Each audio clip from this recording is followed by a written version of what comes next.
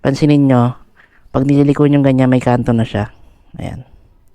Ayan, kusa na siyang bumabalik. Kumbaga napakalalim na mismo ng kanto niya mismo sa gitna. Ayan, no.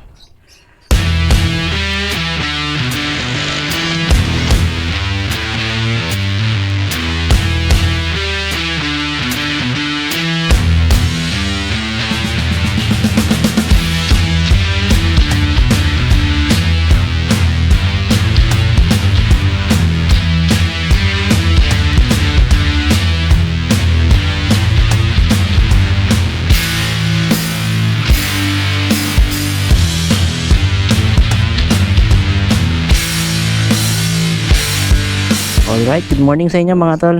Ayun, napansin nyo, ito yung motor ko. Kinalasuhan ko yung ilalim niya kasi ito talagang matagal ko nang iniinda to last year pa. Siguro mga around mga October yan, naramdaman ko na siya. Yung ball race natin. Pansinin nyo, pag nililiko nyo ganyan, may kanto na siya. Ayan. Ayan, kusa na siyang bumabalik. Kumbaga napakalalim na mismo ng kanto niya mismo sa gitna. Ayan, no. Babalik siyang kusa. Alright mga tol, bali on the way tayo ngayon. Papunta tayo ng yung Phyto Philippines sa Phyto workshop nila.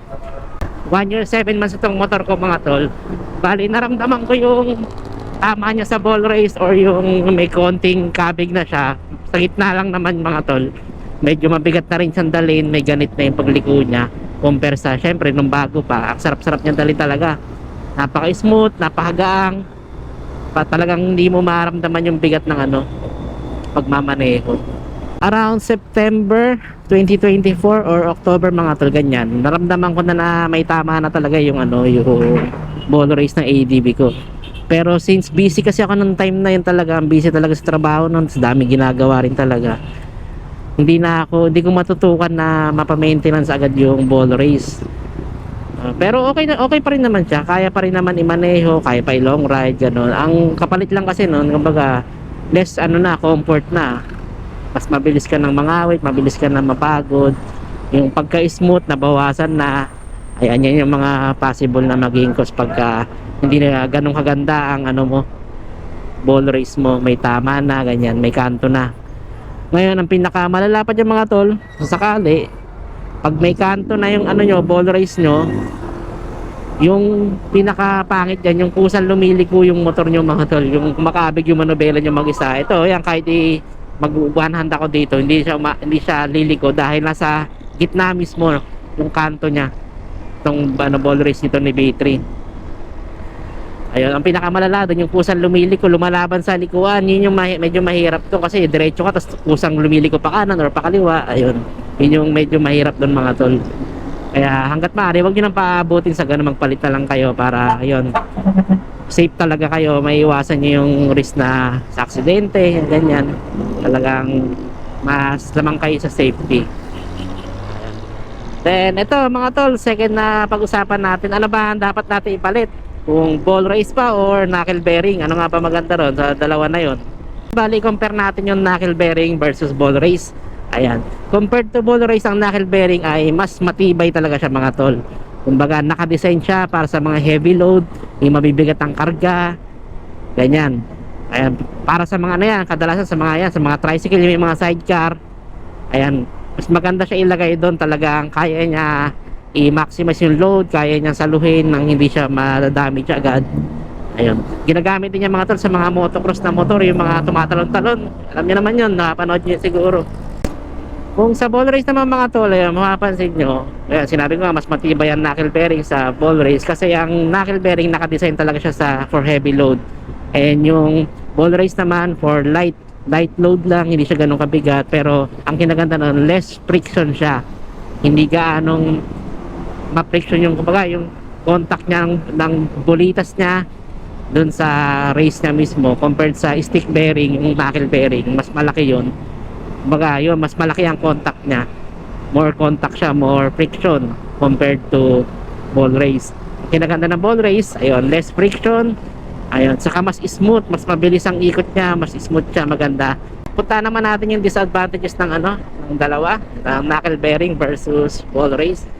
Bigyan ko lang kayo ng konting kaalaman ko lang din. Ayun, sa knuckle bearing medyo mas mahirap-hirap siya ikabit. kailangan din ng proper tools. Ganun din naman ang ball race. Pero yun, ang pinakamahirap lang doon pagka nasira kunyari yung knuckle bearing nyo, yung pag maintenance, yung pagtanggal nun, mas mahirap kasi yung mga tol. Kumbaga mas yung kanto ng kinilalapagan ng ng stick bearing niya, hindi siya ganun ka litaw sa loob. Paano mo siya susungkalin, paano mo siya tatanggalin, kailangan mo talaga gumamit ng proper tools para doon. Wala ako nun, syempre sa mga specialized na mga lang na mga workers na meron sila talagang ganun, mga mekaniko, mahirap talaga siya baklasin yung knuckle bearing mga tol once na nasira yung knuckle bearing nyo. Saka alam ko ginagarasahan nila yan, same din naman sa ball race na dapat mini maintenance din. Ayun, ngayon compare mo naman sa sa pagkakabit o pag-i-install ng na ball race, mas madali siya ikabit at mas madali siyang tanggalin. Kumbaga mas madali, kahit mag DIY ka kayang-kaya mo gawin yun. Pero mas maganda kung may proper tools ka para ayun, maiwasan natin ma-damage yung yung mismong housing ng race natin. Ayun. Tapos ito pa mga tol, ang pinagkaiba rin ng knuckle bearing sa ball race bearing, iba rin kasi ang pagkakadesign niya mga tol, yung bearing na yan. Yung knuckle bearing is nakadesign siya for horizontal mechanism. Kumbaga pahalang pag yung niya mga tol, yung paggamit niya. Kumbaga kunyari sa mga sa mga axle, sa mga gulong, mas siya, okay siya ilagay doon kasi pahalang siya kung compare natin sa ball race, nakadesign siya sa for vertical mechanism, patayo. Diba ang tipos natin patayo, kaya ayun, mas bagay siya doon yung ball race natin. Doon talaga siya mas bagay. Pwede naman gamitin ng ang knuckle bearing, same lang naman din yun. Pero kumbaga yung pagkakadesign niya sa bearing na yun, mas okay siya sa horizontal compared sa vertical mechanism. Na ang advantage ng na ball race bearing is yung vertical mechanism niya, kaya mas swak na swak siya dun sa sa tipos natin. Ngayon nasa sa inyo yan mga tol, pwede niyo ipakabit yan kahit yung knuckle bearing, ball race, nasa sa inyo kung anong gusto nyo. Bali binibigyan ko lang din kayo ng konting idea.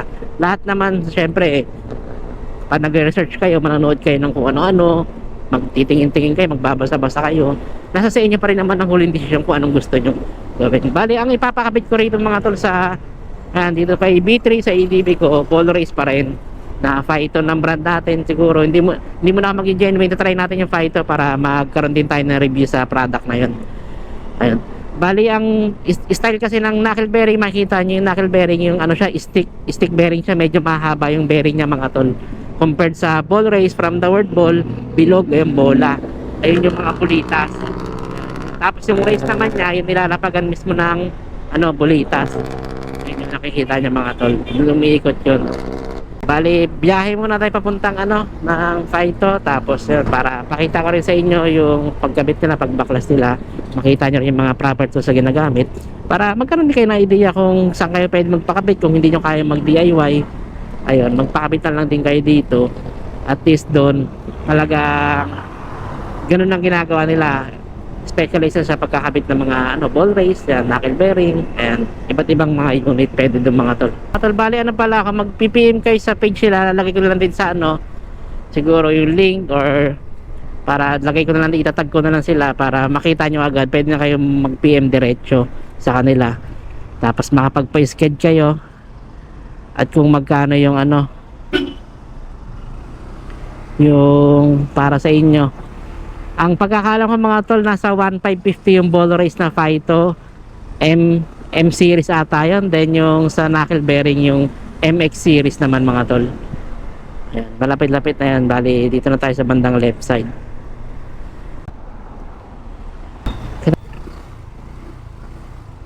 Ito na sila, Phyto Philippines.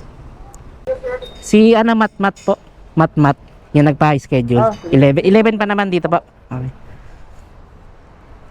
Alright, bali ito na yung Phyto Philippines mga tol. Makikita niyo yung labas.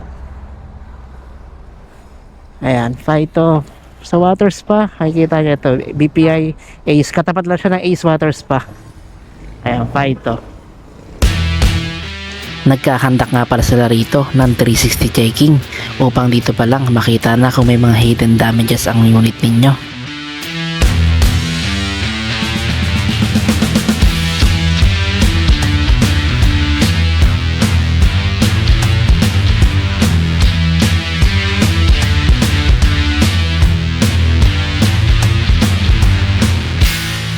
At dito makikita ninyo mga tol na kompleto sila sa kagamitan. Isa ito sa pinaka-importante sa isang workshop para mapanatiling maganda at dekalidad ang gawa sa bawat unit natin.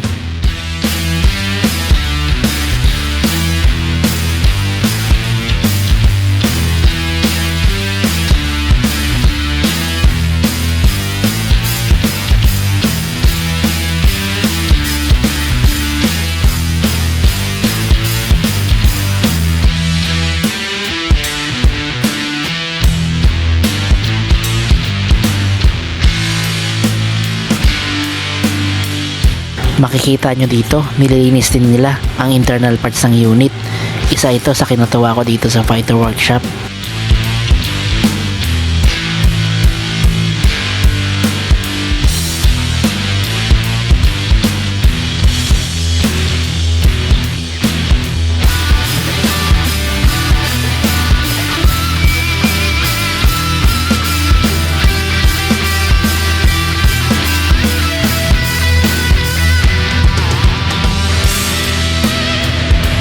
Isa na ito sa special tools mga tol, ang pagtanggal ng nut ng tipos natin. Dito makikita nyo mga tol, kinakalawang na ang stock na ball race.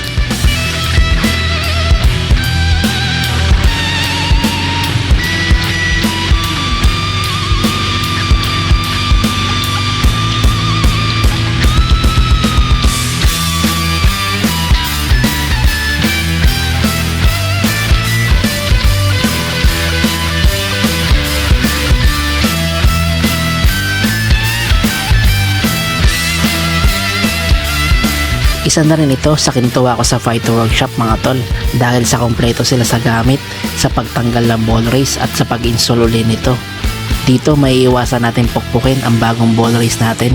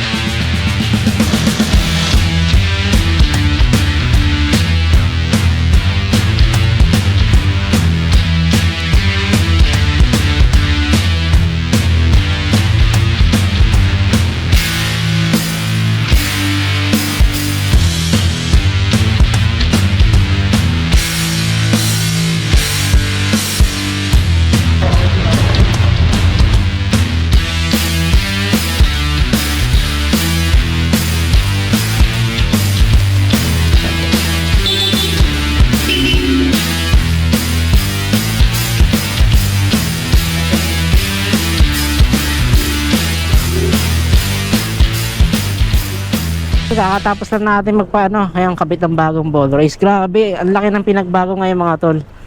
Ay, napakalambot niya oh. Ayun, napakalambot niya mga tol. Grabe, sulit talaga. Tapos ang nakakatuwa lang kasi doon, talagang yung maasikaso sila sa ano, sa yon, sa customer nila. Talagang yun, may schedule. Yun ang pinakamaganda sa schedule mga tol. Pag nagpa-book kayo ng appointment, talaga ang pagdating ng oras nyo, aasikasuhin niya na kayo. Ayun mga tol, kung gusto niyo magpakabit ng ball race or knuckle bearing, naghahanap kayo ng yan, afford talaga yung kumbaga pasok sa pangmasa. Ayan, pwede na kayo rumekta sa ano, sa Fighto, yan sa pinagpakabitan ko sa Fighto Workshop. Then ayun, nakita niyo naman sa pag-install, meron silang parang puller na ginagamit para mailapat mismo yung race mismo ng ano, ball race na. Tapos yun, tamang higpit, meron din silang torque wrench mga tol para hindi mo overtight yung mga bolts nyo. Kaya sulit na sulit magpakabit ng mga tol kasi andun yung ano, na-apply yung tamang trabaho. Baga, hindi bara-bara maayos ang trabaho nila.